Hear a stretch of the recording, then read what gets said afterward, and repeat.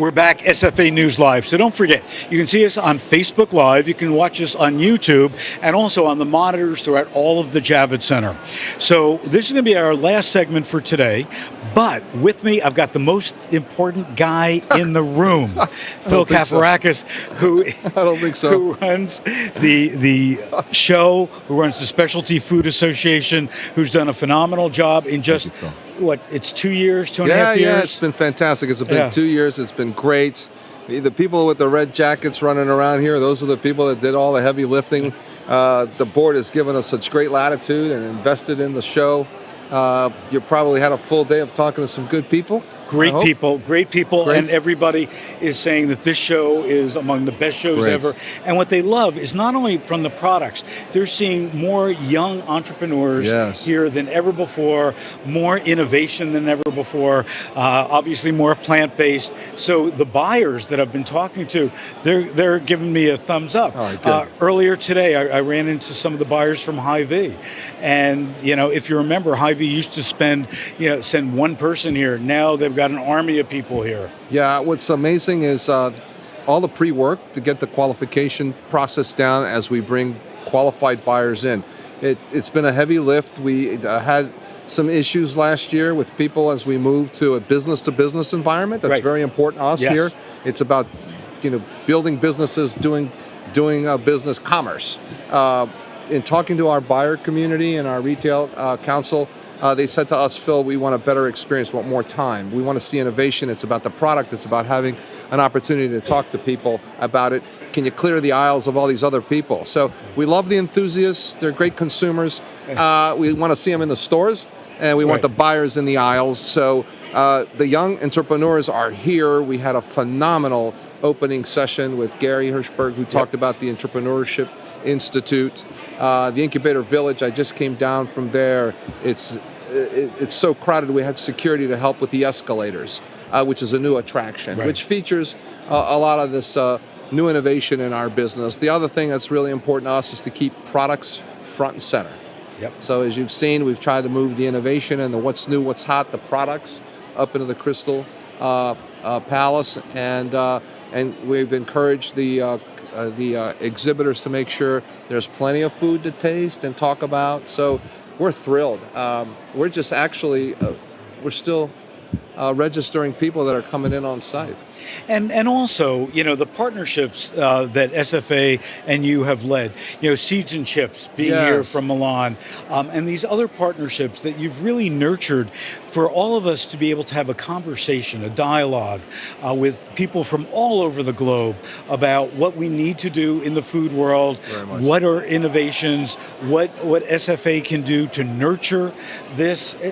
That's really important stuff. And again, I've got to tell you, the board has been so instrumental and has challenged me to make sure that this becomes an experience that includes the entire specialty food community. Now, that word specialty food is pretty broad, but in the characteristics of quality of ingredients and understanding that story, the intensity and integrity of how you make products, and artisan or kettle cooked, that is an important part of the story.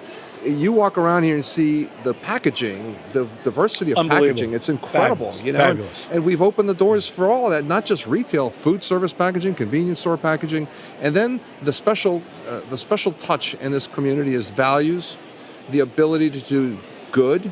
It's good for business, social responsibility, sustainability, whatever you want to call it. We call it doing good. The community helps each other. And that's why I think as one big tent here, the Specialty Food Association can bring everybody together. I think you're telling me Gary was here, Hirschberg. Yeah, Gary Hirschberg. And that whole organic community and what organic used to be 15 years ago and what it is today. We've got some other phenomenal relationships we've developed with Seeds and Chips, as you mentioned, an entrepreneurial community from Milan that's global. That it's teaching us so much about plant-based alternatives, the responsibility we have as it relates to agro-farming and the communities we leave behind. It's those kinds of things we want to keep bringing to the show so that when the community comes here, they taste the product, they feel the fellowship, and they get to learn something. Exactly, and enjoy fabulous tasting food. So, we're only hours into the fancy food show. It's already packed. As you said, it's been good. People are registering. So, what else is going to happen today? I'm looking at the schedule. We've got an exciting event this afternoon. Of course, the education sessions today have completely overwhelmed us. We have been able to drive people upstairs to the River Pavilion, so we've dropped down some more tables and extended the seating. It's been great. We announced the research, which was to a packed house, and we're very excited about that body of work. We were talking about that. Yeah, this today. is not just some statistical based on what happened in the past. It's about consumers. It's about the industry, but also the most valuable piece of this, which nobody else does. Working with Mentel, we've got 36 product categories that we forecast a 5-year out growth rate. So if you're planning your business, you're doing work around strategic analysis on what you should be investing in, it's big. Today's capper is going to be all about Sophie and the product of the year. We've got a phenomenal Sophie display for people to see. I saw it. But they get to meet, and it's a meet and greet upstairs. We're going to have the press there. We're going to be able to talk to these phenomenal folks that are building tremendous new innovation that's in the market, and we'll be awarding them and recognizing them for their efforts. That'll be a big deal. And I think the important thing about the Sophie Awards is that, if you look, as you go up and down these aisles and thousands of exhibitors, you have people who have won 10, 15 different Sophie Awards, and they have them all lined up, and they're just so proud of having done that. It is. It's a badge of honor, but they're doing business. A Sophie matters. Yep. People understand, the buying community understands what it takes. The SFA does not sit there and decide who wins and how the competition works. We have a completely third-party group of people out of the media, out of the buying community. We put them together. They go and they pick these products. There's no branding. There's no biases. They taste and think through the products. And it's something that'll continue to evolve because it's being recognized as this next round of products that are going to be impactful in the marketplace. I was in Milan this winter at Chivas for their big food event, and as I walked up and down the aisles, there were several Italian companies that had won their Sophies, and they had proudly displayed them. That's so great. It's great, and I think that's got a long future with us as we build on it. So let's talk a little bit about the international pavilions. Yes. So there are lots of Italian, Greek, Portuguese. I mean, lots of pavilions here. Got them all over the world. Yeah. Give me the reasoning behind that and why it's so important to bring them here. Big part of our legacy and our history. I don't know how many people know the association itself is 66 years old. It was built on the back of importers. So ethnic food at a time in America's history when pizza. Everybody was migrating to America. The Greeks wanted olives. The Greeks wanted feta. My people wanted, where are you going to get them? At the Greek store. It was a Greek importer that brought it in. It was a Russian importer. It was, an Italian importer. So our history here is off that base. So we've always had roots to the international community, and then we've built a foundation so that it's balanced because, we've got great products and manufacturers here in the U.S. that do a great job. Bringing 53 pavilions here that are extended, having a host country program that's really important. Greece, I'm very proud of my people. They're our host country, our partner country this year. The Mediterranean diet, the way that has swept the categories. What's happening with fusion of food as East meets West is big. We have Asian pavilions here. We have 53 countries that each year it gets bigger. It's hard to dedicate more space to it because we're jam-packed and sold out.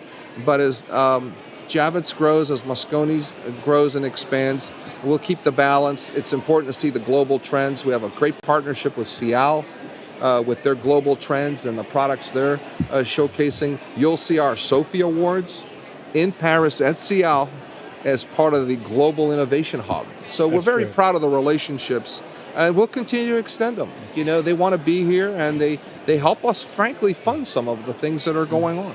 And I think what's important to note, when you talk about 53 pavilions, that's not 53 booths.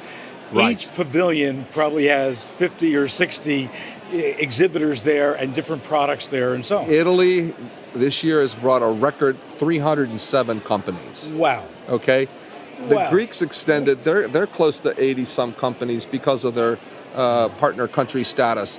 But again, we're seeing an interest in the U.S. marketplace clearly as the world becomes a smaller place, and we welcome them and we welcome that diversity of product because again, our buying community wants to see what is going on out there. What are those trends that'll come into the U.S.? So we're very pleased to bring them, and I'm very proud of the fact that we are the place in the U.S. food business Absolutely. to come see that. Absolutely. Yep. So let's talk a little bit about what else is going to happen. So Sophie Awards today at 2:30, and then tomorrow at 9 o'clock we've got our super session, our buyer panel. Yes. We've got some great retailers. People seem to like you, Phil.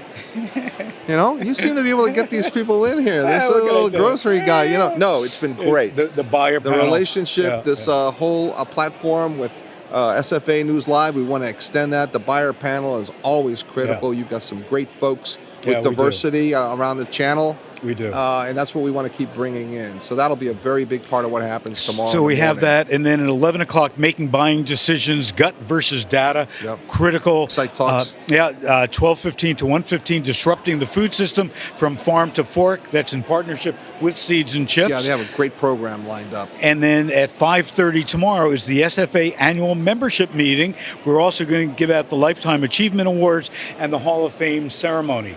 Big stuff Very important. Tomorrow. Again, part of our platform as we've created this strategic vision, our vision is all about shaping the future of food. And our mission is built around to champion, nurture, and connect food entrepreneurs to increase the consumption of specialty foods. How do you do that? Well, you recognize people. You celebrate these idols of the industry that have brought us innovation, that created product categories. And that's what the Hall of Fame is all about. I'm not going to tell you who it is. You got to come and be part of it. Be part of it. And we have 2 Lifetime Achievement Awards with folks that are icons that have built magnificent businesses, great jobs, and we're very proud of that. And our communities come together. It's our annual meeting. I get an opportunity along with the chairman and along with the chief financial officer to talk to the community at large about what we're doing for them and how we're trying to become a better member organization so that they continue to invest in us and we continue to help them. So it's very important that it becomes a core component of our show so that everybody has an opportunity to ask some questions and they get inside what we do. This isn't just about one show a year. You and I have talked about this. Yep. 2 big shows, all these resources, this wonderful community that wants to be successful, and we're here to make that happen. Well, to that point, a lot of the people that I've talked to, a lot of the brands, a lot that are first-time, exhibitors here, they all say exactly what you said. It's not about having a booth at the Fancy Food Show. It's having a collaboration with the Specialty Foods Association in everything that you offer them to, frankly, help them succeed, and that's great. We're here for that, and I can tell you, Friday we have this big basics program. It's a class all day, and it's taught by some of the most experienced mentors you can ever have. And we had a sold-out capacity crowd this year, and there is a huge interest in not just having a booth, which is important to us, but learning and sharing and having a mentor. And it's an open community. We're excited. We're welcoming everybody. It's a 2-weekend day show this year because the 4th of July. But we're seeing great attendance, and we're very pleased with the excitement. Yeah, the aisles have been packed as always.